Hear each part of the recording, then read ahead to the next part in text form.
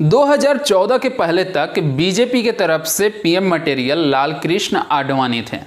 लेकिन ऐसा क्या हुआ कि अचानक से जनरल इलेक्शन के पहले कुछ दिन पहले प्रधानमंत्री मटेरियल के रूप में बन के आ गए नरेंद्र दामोदर दास मोदी, यानी कि नरेंद्र मोदी, जो अभी हमारे वर्तमान प्रधानमंत्री हैं।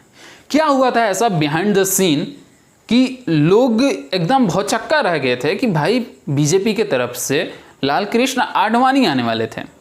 वह एक अनुभवी नेता थे और होम मिनिस्ट्री को संभाल चुके थे वह अटल बिहारी वाजपेयी के कार्यकाल में। लेकिन अचानक से उनका बैकआउट करना और नरेंद्र मोदी का नाम पीएम मटेरियल के रूप में उछालना, क्या हुआ था, क्या रहा था इसके पहले, इसके पीछे का जो behind the scene back stage ऐसा कौन सा गेम चला था, चलिए मैं आपको बताता हूँ।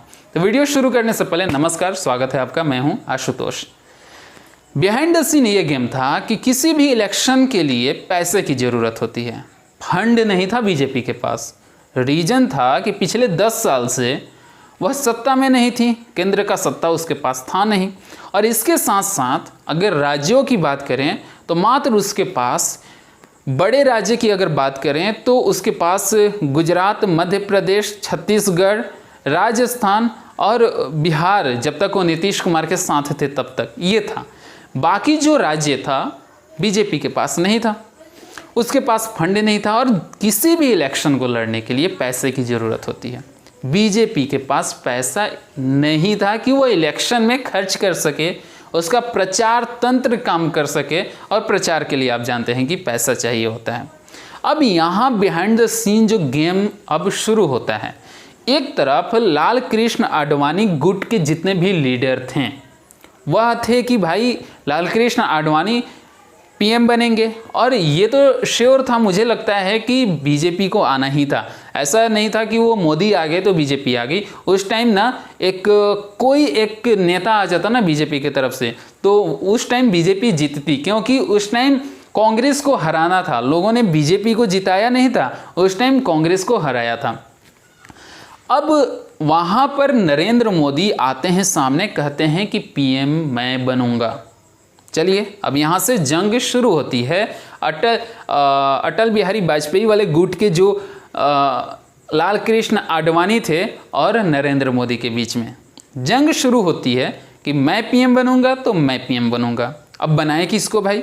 एक तरफ लाल कृष्ण आडवाणी को अगर बैकआउट करते हैं तो पार्टी को बहुत ज़्यादा घाटा नुकसान होगा। अब यहाँ पर पार्टी अध्यक्ष जो उस समय राजनाथ सिंह थे, उन्होंने सबके सामने एक प्रस्ताव रखा। वह रखा कि भाई देखो, इलेक्शन लड़ने के लिए पार्टी को पैसे की ज़रूरत है। अभी पार्टी के पास पैसा है नहीं। अब एक काम करो, जो पैसा देगा पार्टी को वह बनेगा हमारे देश का प्रधानमंत्री। बस यहाँ नरेंद्र मोदी बाजी मार गए। अब तो सोचेंगे कि भाई नरेंद्र मोदी के पास इतना पैसा कहाँ था। सच्चाई है, नहीं था, उनके पास इतना पैसा नहीं था।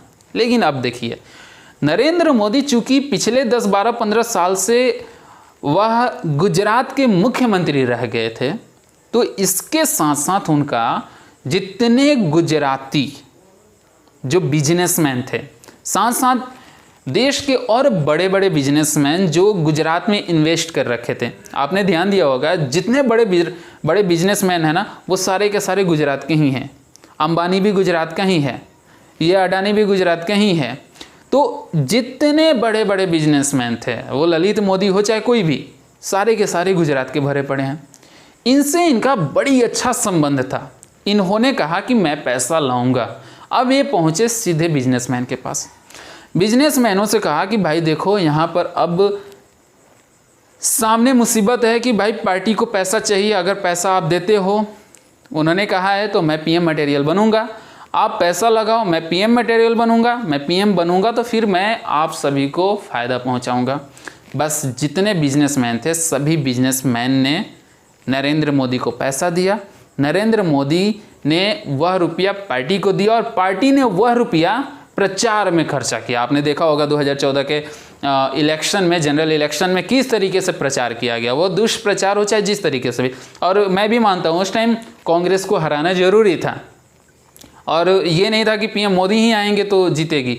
बीजेपी जीतती। उस टाइम कोई भी आता तो बीजेपी जीतती, और बीजेपी ही नहीं, कांग्रेस के अगेंस्ट में कोई भी आता तो जीत जाता।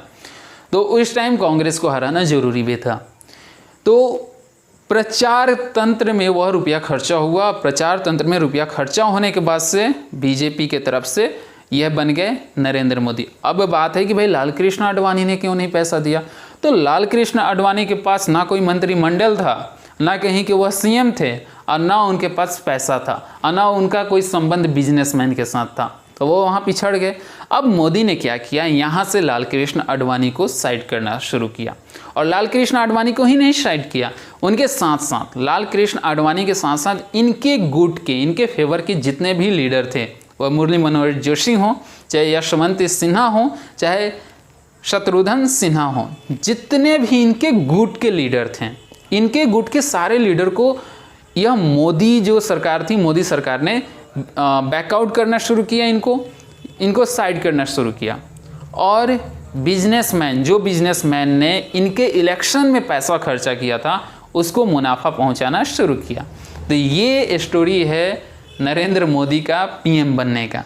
शायद आप इसको नहीं जानते होंगे, और नरेंद्र मोदी क्यों इन बिजनेसमैन को मुनाफा हमेशा पहुंचवाते रहते हैं, यही कहानी है। चलिए, इस चैनल को सब्सक्राइब कर लीजिए, वीडियो अच्छा लगा हो तो लाइक कीजिए, इसे ज़्यादा से ज़्यादा शेयर कीजिए। अगले वीडियो में मिलता हूँ एक फिर नए टॉपिक के साथ। जब तक टाटा बाय बाय।